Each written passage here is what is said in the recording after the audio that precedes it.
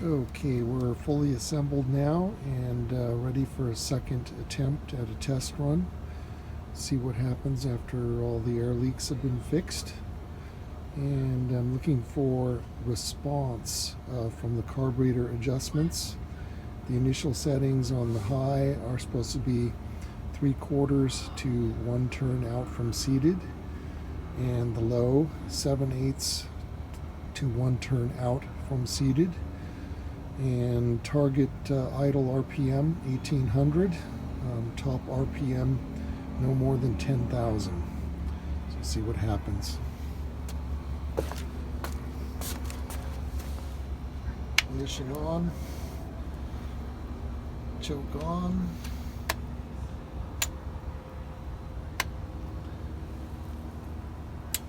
decompression on, throttle lock on.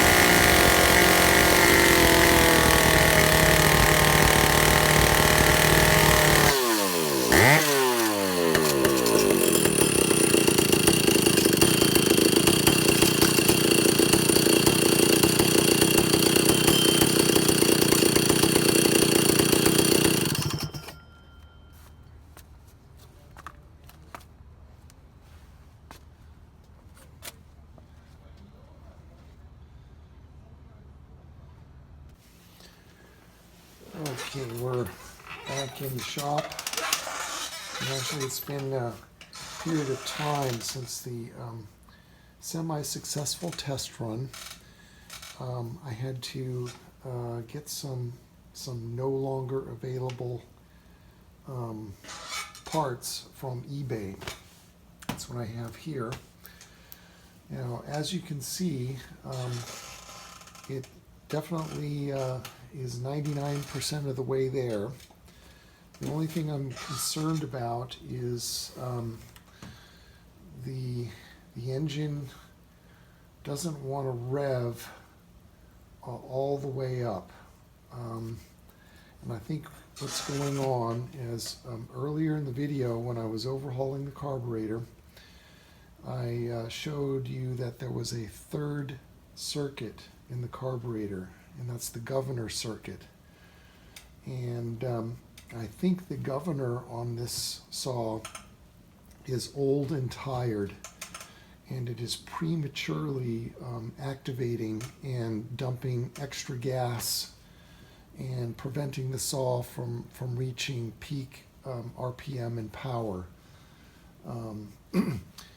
So it's possible that because it had air leaks and it was running for a period of time with excessively lean mixture, the governor had to work overtime. And when you compress a spring repeatedly over and over and over again, it loses tension. And so I think the spring inside of the governor valve could have been overused and lost its tension, and it could also be just from old age. And because this saw is 68 through 72, and it's 2025. So the governor valve is no longer available from Stihl. Can't order it. And back in the day when these saws were popular, and it wasn't just the Stihl, there were some Huskies that had governor valves. It was pretty common as a hot rodding hop-up technique to unscrew the governor valve and to take one of the Welsh plugs out of the Tillotson repair kit and remove the governor valve, drop the Welsh plug in the carburetor body, and then screw the governor valve on top of the Welsh plug, and that would close off the governor circuit and make the saw over rev. And a lot of people did that back in the day. And what I'm going to do, there's no way I'm going to send the saw out with a defeated governor, a disabled governor. I want that safety feature in there. This is an antique saw, vintage saw, and I don't want to risk the owner or anyone else, leaning the carburetor and seizing it. So I searched on eBay and I found some of the parts that I want to replace. Let's see what we got in here.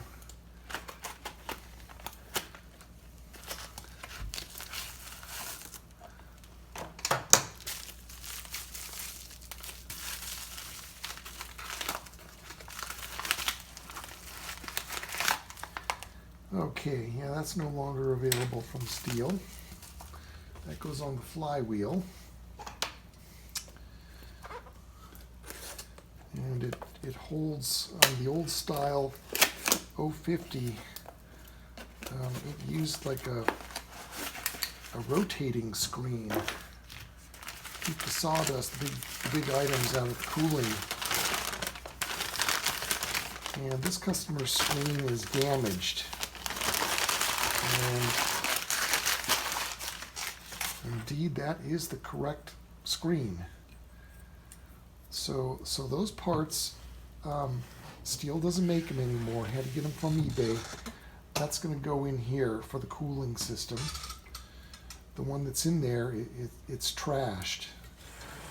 Maybe you heard the saw rattling when I was about to shut it off. That was that broken screen doing a hula hoop around in there. And this, I'm hoping, is the check valve. Not the check valve, the governor valve. And there it is. That is a new old stock governor valve for a Tillotson HS60. And hopefully the spring in this one is fully tensioned, and this governor valve will not activate until this engine reaches 10,000 RPM. So we're going to shut off the camera, and I'm going to install some new old stock parts And we are very, very close to completing this and sending it back out for service. So I'm going to pause the camera and do some nut and bolt. Okay, I decided to bring you back for a little bit of nut and bolt, just so you can see the third circuit in the carburetor before I replace this governor valve. One other thought occurred to me is that the remnants of the disintegrated fuel filter that I found in the secondary filter inside the carburetor, and also all the way in the high-speed nozzle screen. Some of that disintegrated fuel filter, it's possible that it could have worked its way into the governor circuit, and maybe there's some minute particle caught under the ball and preventing the ball from seating. But since this wasn't really that expensive, I'm not going to try to clean that in the sonic cleaner or try to blow air through it. It's inexpensive. Found a new old stock one on eBay, and I really don't see anything in there, even under magnifying glass. So I think that the spring has detensioned inside of the governor valve. And there are some numbers that are stamped on the back of this. And I have checked, and the new old stock one has an 070 and a 18 stamped on the body. And maybe that's referring to, Tillotson probably had some kind of a numbering system. Maybe that the hole is 70 thousandths, and I'm not sure what the 118 might have been. But yeah, we're going to put the new one in, and you can see down in there, like I said, in the old days, people wanted to hot rod these saws, they would just drop a Welch plug in there and disable the governor, and that would allow the saw to over rev. And so I'm going to shut the camera off, and I'm going to put it back together, and I'm also going to change that starter screen, and then we're going to go for another test run and see if we get some better high-speed response. I'm very satisfied with the low speed, the mixture, definitely a lean drop-off, and the idle, I can adjust the RPM. I'm very satisfied with the low. It's the high speed I'm concerned with, so we're going to address that. Okay, we have a new old stock governor valve installed in the carburetor, and our low speed mixture and idle speed have already been adjusted satisfactorily. Now I want to see what kind of response I get out of the high speed needle. I want it to be rev up to about 10,000, and the needle to be between 3/4 and 1 turn open. I'm going to find out what happens.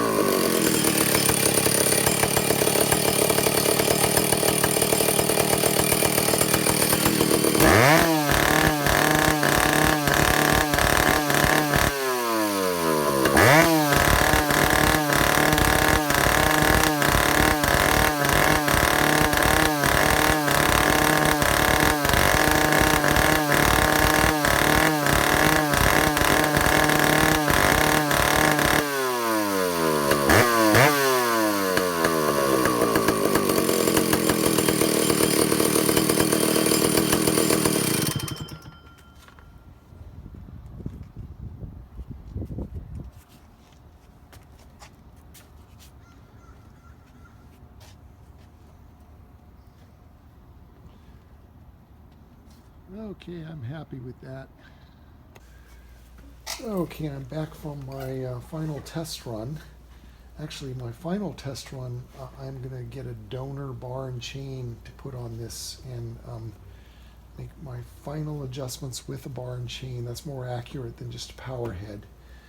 And what I found is not a lot of difference with the new governor valve, just very slight. So maybe the saw is not supposed to run, 10,000. In checking in the service manual for the 051, it says maximum speed is 10,000, idle speed's 1,800. And I do have a carburetor adjustment guide from '94, and it says that the 051, 075, 076 is 9,000 to 10,000. So I can get this saw when I go clockwise, counterclockwise, clockwise, counterclockwise. I can get it to peak out at about 9,400 RPM, and so that's where I'm going to leave it. And a couple more little minor details that I'm going to let the customer address at a later date because they're not too critical. The deco valve, it does want to pop out sort of prematurely before the engine fires and starts to run. It should really stay in until the engine really fires. It gives you a false start, and you take the choke off, and you have to press the button again and then start it. So a little bit of a weak valve there, and the hole in the muffler is growing larger. So he's probably going to need a muffler soon. This is bigger than when it was when I first was evaluating the saw. But I'm happy with it. Those of you who stuck around through such a long video, I'm sure that my channel has a lot of short videos for people that want to get right to the point and fix and address one specific issue. But this video is for vintage saw lovers who want to see an old saw come back to life, and along the way I'm trying to share the tips and secrets and the special tools and the methods for the troubleshooting, and then the repair after the troubleshooting, then more troubleshooting, and then more repairs after more troubleshooting until you finally get a runner. And so if you like the video, give it a thumbs up and subscribe to the channel. leave some comments. Maybe you want to see a specific problem I can address. If it's something that I have around that I can, do. And I'm sure that the owner is going to be, really happy to get this back. This saw does belong to a customer. It's not mine. And he's going to be pleased to get it back. He probably thought it was a goner. So that's it for today. I'm signing off. It's the Unknown Mechanic. Watch for my next one.